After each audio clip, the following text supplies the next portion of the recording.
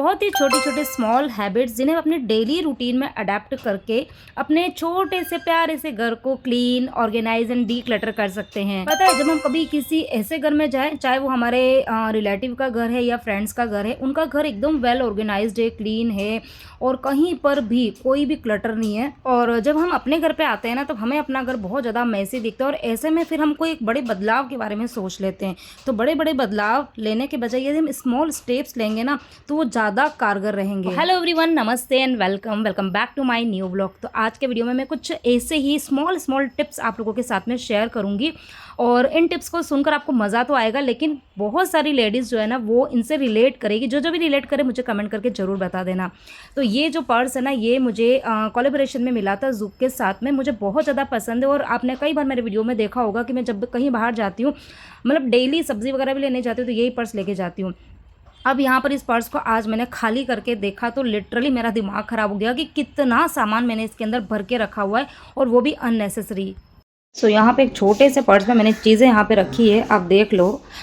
ये बच्चों की पीटीएम थी, कब थी, शायद 1 से 1.5 महीने पहले। तो पीटीएम के टाइम पर ये आईडी कार्ड जो होता है ना, वो ले जाना कंपल्सरी होता है, इसके बिना एंट्री नहीं होती। तो ये मैंने अपने पर्स में रखा था।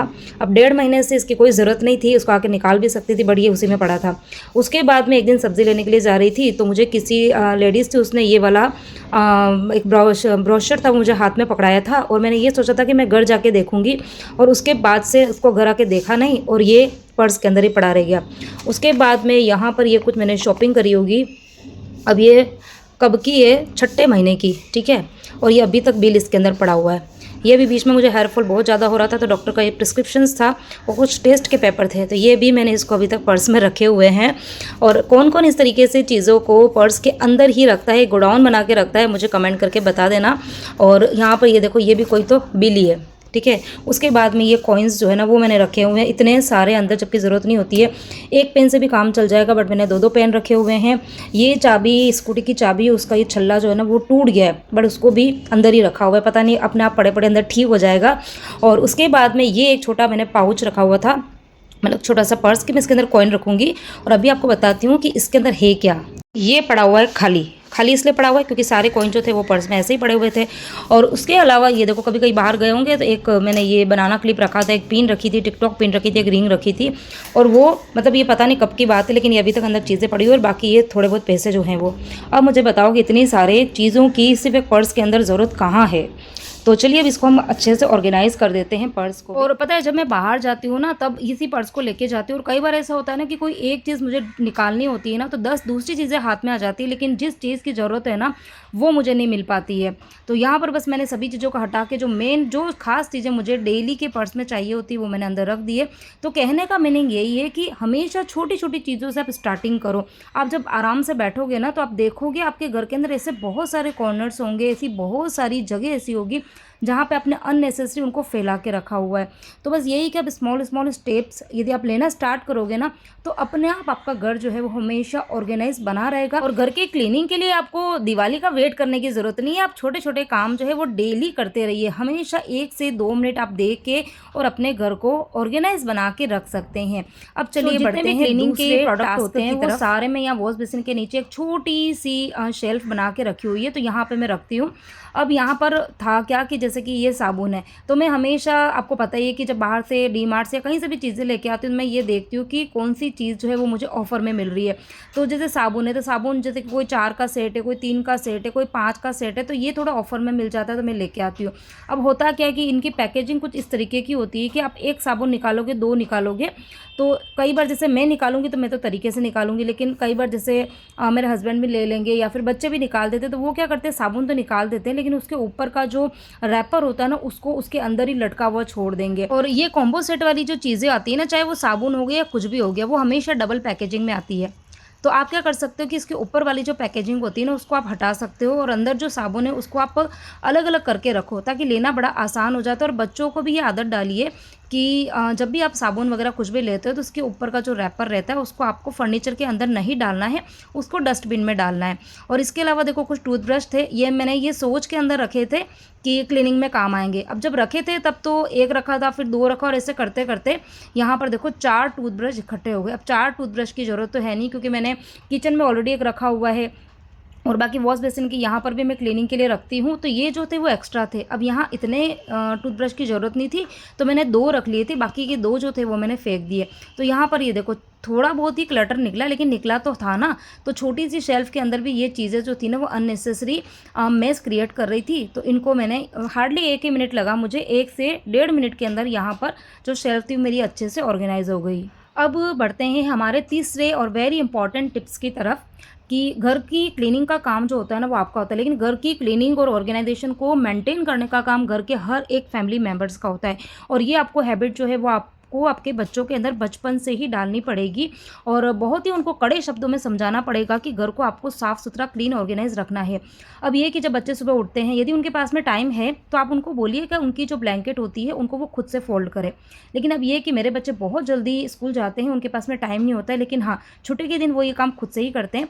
तो मेरी एक आदत बनी हुई है कि बच्चे जैसे ही उठते हैं उनके उठने के तुरंत बाद में ही उनकी जो ब्लैंकेट वगैरह होती है ना उनको मैं फोल्ड कर देती हूँ। अब होता क्या है, इस काम में मुझे सिवाय आधा मिनट लगा, लेकिन सिर्फ 2 ब्लैंकेट फोल्ड करके मैंने उनको बिस्तर से हटा दिया, और हटाते से ही आपने देखा होगा कि एक बार का बेड जो है ना वो एकदम क्लीन दिखने लग गया। कभी कभी क्या होता है ना कि घर में जैसे हमारे कई इंपॉर्टेंट डॉक्यूमेंट्स वगैरह होते हैं, बहुत सारी चीज़ें होती है।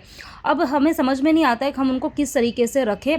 अब होता क्या है, जब कभी किसी पेपर की ज़रूरत हुई, जैसे हमें खुद को ही ज़रूरत होगी, या सपोज़ हमारे हस्बैंड ने हमसे बोला कि भाई ये वाला पेपर ला के देना, तो अब हमें खुद को ही पता नहीं होता है कि हमने उन पेपर को कहाँ रखा है, क्योंकि चीज़ें बहुत सारी होती है। अब उनको हमको किस तरीके से रखना है, मैं उन पेपर्स को संभाल के तो रखा है, किस तरीके से जरूरत पड़ती है ना वो चीज़ें साथ में शेयर करूँगी। इसके लिए आपको बाहर से कुछ भी खरीद के लाने की ज़रूरत नहीं, बिल्कुल ज़ीरो कॉस्ट वाला ये आइडिया है। तो देखो, जब हम हॉस्पिटल वगैरह में जाते हैं या बच्चों को लेके जाते हैं, तो हॉस्पिटल से हमको इस तरीके की फाइल्स मिलती है। जस्ट एक फोल्डर होता है, ये वाला नॉर्मल जो फोल्डर होता है, ऊपर हॉस्पिटल का नाम होता है। अब इन फाइल्स के अंदर अलग अलग प्रिस्क्रिप्शंस पड़े हुए हैं, जैसे कि मेरी खुद की ही 2, 3, 4 फाइलें, क्योंकि कई सालों से ये ऐसे पड़ी हुई थी मेरे पास में। तो मैंने क्या करा कि जैसे मेरी जो अलग अलग फाइल्स होती है, मैंने एक कॉमन फाइल बना दी, सारे प्रिस्क्रिप्शन जो है ना मैंने इसके अंदर अटैच कर दिए। और उसके बाद में बाकी जो हमारे घर में 3 और मेंबर हैं, तो बच्चों के इनके सबके मैंने 4 फाइल बना दी, और सबके प्रिस्क्रिप्शन जो थे वो मैंने अलग अलग लगा दिए और ऊपर नाम लिख दिया।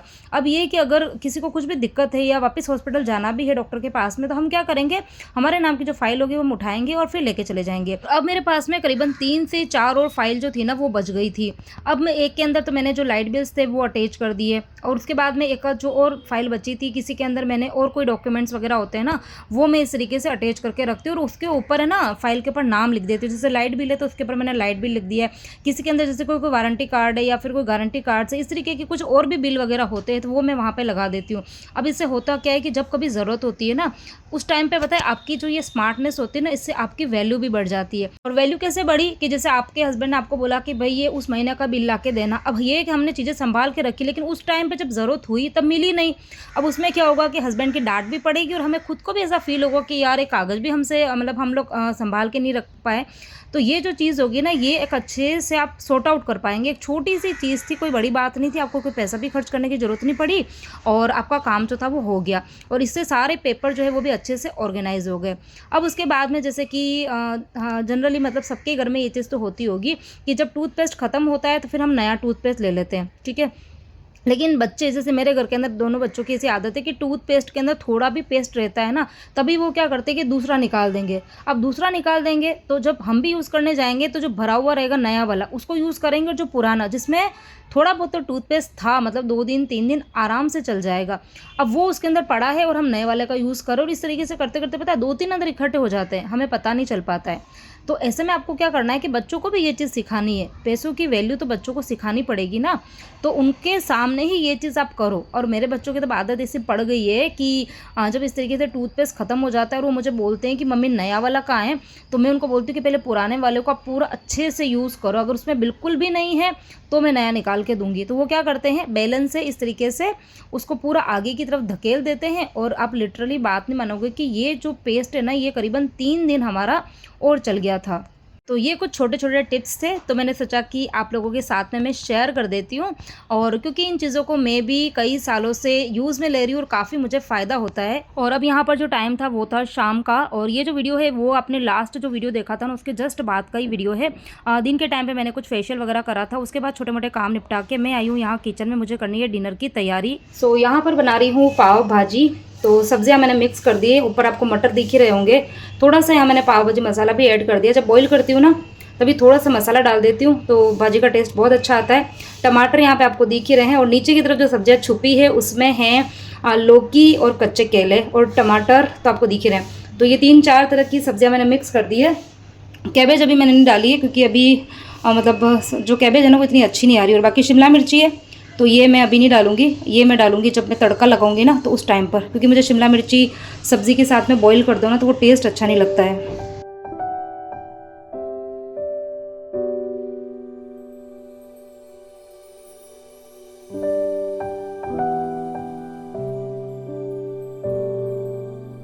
तो पाव भाजी मेरे घर में तभी बनती है जब या तो फ्रीज़ के अंदर थोड़ी थोड़ी सब्जियां जो है वो बच जाती है और या फिर सब्जियां बिल्कुल भी नहीं होती है।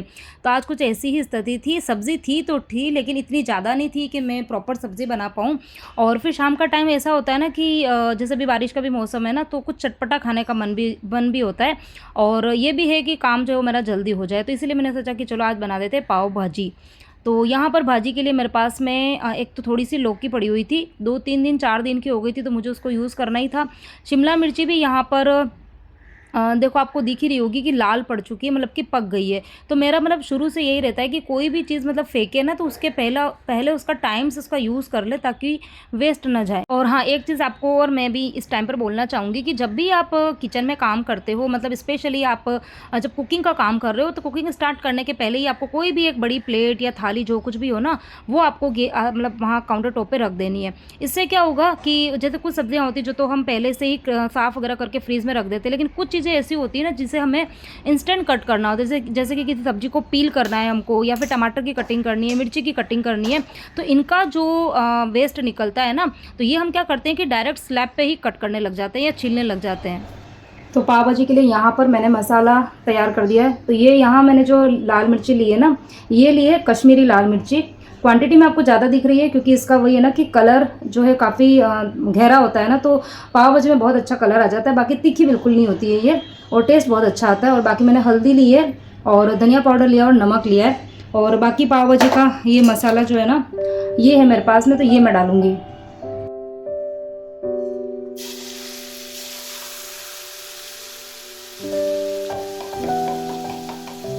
हाँ, तो मैं अपनी बात को कंटिन्यू करूँगी। तो डायरेक्ट आपको स्लैब पर या काउंटर टॉप पर कोई भी चीज़ को डालने के बजाय आप किसी न किसी प्लेट में रखो। और किचन के अंदर एक छोटा डस्टबिन हमेशा होना चाहिए।